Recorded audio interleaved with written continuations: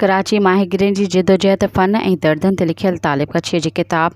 कथा एक माहिगीर की जी महूरती तकरीब अवामी प्रेस क्लब मलीर पारां बाबा अकबर बलोच हाल में थी गुज़रे, जंहिंमें सियासी समाजी इल्मी अदबी शख्सियतुनि माहिगिरनि जे तंज़ीमुनि जे नुमाइंदनि ऐं शहर जे मुख़्तलिफ़ इलाक़नि मां आयल माण्हुनि वॾी तादाद में शिरकत कई। तकरीब जी शुरूआत सैयद गफ़ूर शाह तक़वीअ पारां शाह अब्दुल लतीफ़ भटाई जे बेतनि सां कई वई, जॾहिं त प्रेस क्लब जे उहिदेदारनि लेखक तालिब कच्छी खे अजरक जो तोहफ़ो पेश कयो। इन मौक़े ते तकरीब खे ख़िताब कंदे सैयद बलोच खुदारिंदो शाह फ़ातिमा मजीद तालिब कच्छी यूनिस ख़ासकली मजीद मोटाणी अयूब ख़ासकली सामी मेमण चयो त हीअ किताब रुगो हिकु अदबी तख़लीक़ न पर माहिगिरनि जी तारीख़ी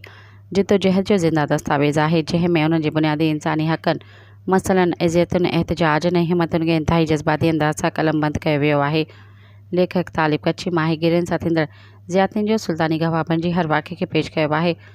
हुन चयो त पाकिस्तान फिशर फ़ोक जी जिदोजहद महवर मोहाणनि जे हक़नि जी हासिलात ऐं ख़ासि करे पाणी रहियो आहे। सब्सक्राइब कयो अवामी न्यूज़ HD खे ऐं ताज़ा तरीन ख़बरुनि लाइ ॾिसंदा रहो अवामी न्यूज़ HD।